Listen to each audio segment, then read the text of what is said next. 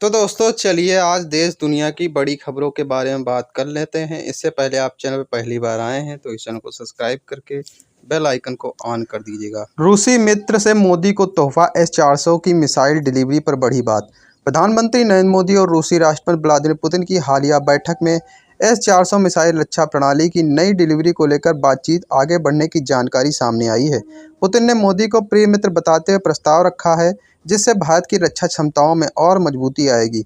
यह कदम अमेरिका के पूर्व राष्ट्रपति ट्रंप के आलोचक रुख के बीच रक्षा सहयोग को अधिक प्रगाढ़ बनाने की दिशा में उठाया गया महत्वपूर्ण स्टेप माना जा रहा है। उत्तर भारत में भारी बारिश, बाढ़ का कहर, दिल्ली से कश्मीर तक हालत भयावह।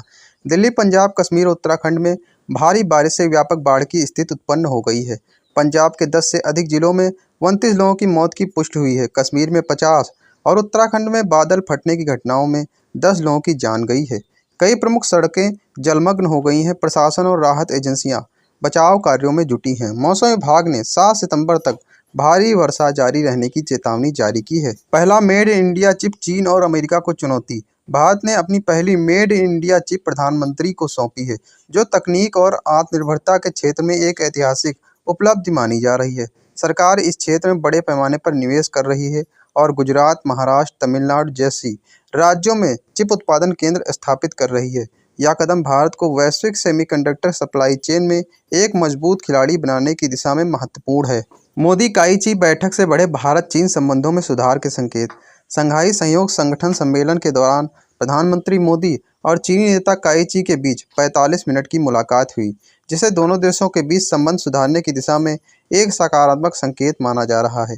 यह बैठक ऐसे समय में घटित हुई जब द्विपक्षीय संबंध तनावपूर्ण थे और बीजिंग में इस पर चर्चा जोरों पर है। बीजेपी का नया अभियान आत्मनिर्भर भारत संकल्प। भारतीय जनता पार्टी 25 दिसंबर से आत्मनिर्भर भारत संकल्प अभियान शुरू करने जा रही है, जिसका उद्देश्य ट्रंप द्वारा लगाए गए टैरिफ के विरुद्ध जनता का समर्थन जोड़ना है। इस अभियान में वोकल फॉर लोकल को प्रमुखता दी जाएगी और संकल्प रथ यात्रा के माध्यम से यह संदेश आम जनता तक पहुंचाया जाएगा।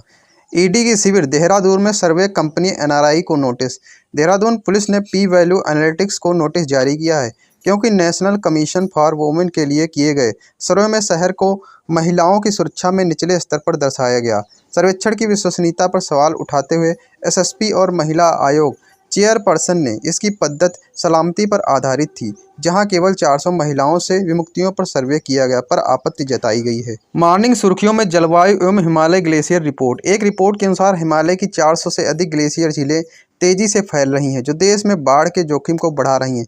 केंद्रीय जल विभाग ने इस विषय पर चिंता जताई है और निगरानी बढ़ाने की आवश्यकता समझाई है। हुआ एक और बड़ा कदम, सरकार ने मोलासिस व शक्कर के जूस से इथेनॉल उत्पादन की सीमा समाप्त की। केंद्र सरकार ने 2025-26 मार्केटिंग वर्ष के लिए शक्कर और मोलासिस से इथेनॉल उत्पादन पर किसी भी मात्रात्मक प्रतिबंध को समाप्त कर दिया है।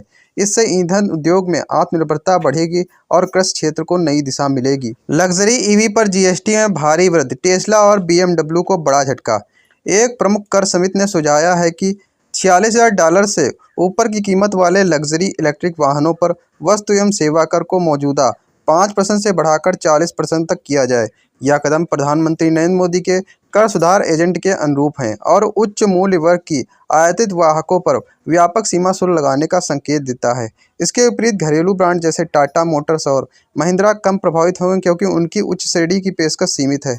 यह प्रस्ताव बिजली वाहनों के बाजार में इम्पोर्टेड पर निर्भरता को घटाकर स्थानीय उत्पादन को बढ़ावा देने का प्रयास है। जीएसटी परिषद इस सुझाव पर 3 से 4 सितंबर को निर्णय लेगी। इस बीच निवेशकों की चिंता में वृद्धि से निफ्टी ऑटो इंडेक्स और प्रमुख घरेलू ऑटो शेयरों में गिरावट देखी गई है। पीएम मोदी ने आरजेडी और कांग्रेस पर साधा वार, पवन खेरा को ईसी नोटिस।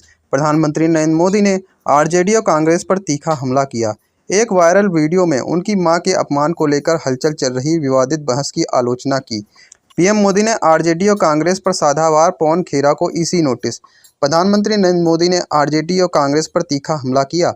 एक वायरल वीडियो में उनकी मां के अपमान को लेकर चल रही विवादित बहस की आलोचना की।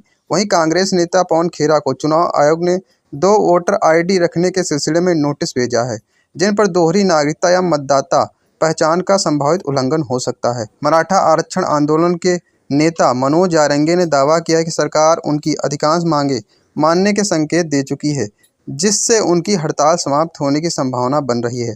व्यापारिक क्षेत्र में भारतीय रिफाइनरी को रूस का यूरल क्रूड ब्रेंट $3 से $4 प्रति बैरल सस्ता मिल रहा है, जिससे ईंधन क्षेत्र में नई जान आई है। अमेजन पर एफडीआई नियमों में छूट का अनुरोध, खुदरा और किसानों संगठनों की आपत्ति। अमेजन ने भारत सरकार से विदेशी निवेश नियमों में ढील की मांग की है। विशेषतः वे नियम जो उन्हें सीधे माल खरीदने और विदेश में बेचने से रोकते हैं। अमेजन का तर्क है कि इससे छोटे विक्रेताओं को अंतर्राष्ट्रीय बाजारों तक पहुंच मिलेगी, लेकिन देश के 30 से अधिक खुदरा और किसान समूहों, साथ ही German trade union Unai global ने कॉमर्स मिनिस्ट्री को एक पत्र में चेताया है कि इससे अमेजन को छोटे से तुलना में लाभ मिलेगा और वे प्रेडेटरी प्राइसिंग द्वारा उन्हें बाजार से बाहर कर सकते हैं। सरकार अभी इस मुद्दे पर विचार कर रही है और अंतिम निर्णय अभी लिया नहीं गया है।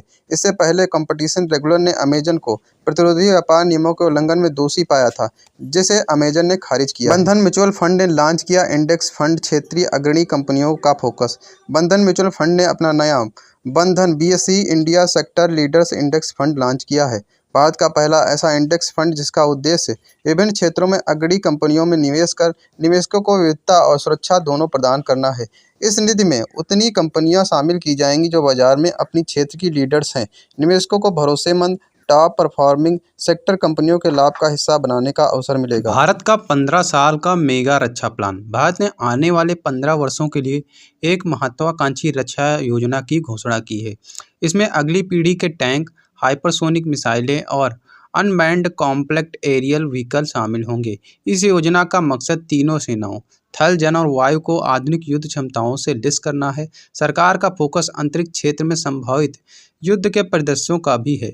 इसके तहत सैटेलाइट सुरक्षा, लेजर हथियार और ड्रोन युद्ध तकनीक पर विशेष निवेश किया जाएगा। इस योजना से भारत वैश्विक स्तर पर तकनीक रूप से मजबूत और आत्मनिर्भर रक्षा प्रणाली खड़ी करना चाहता है। रक्षा विशेषज्ञों का मानना है कि यह कदम भारत को भविष्य की चुनौतियों के लिए तैयार करेगा और चीन समेत अन्य प्रतिस्पर्धी देशों की तकनीक बढ़त को संतुलित करने में मदद करेगा। योगी आदित्यनाथ ने जीएसटी सुधार को बताया आत्मनिर्भर भारत का मार्ग। उत्तर प्रदेश के मुख्यमंत्री योगी आदित्यनाथ ने हालिया जीएसटी सुधार को देश की अर्थव्यवस्था और आत्मनिर्भर भारत अभियान के लिए ऐतिहासिक बताया है।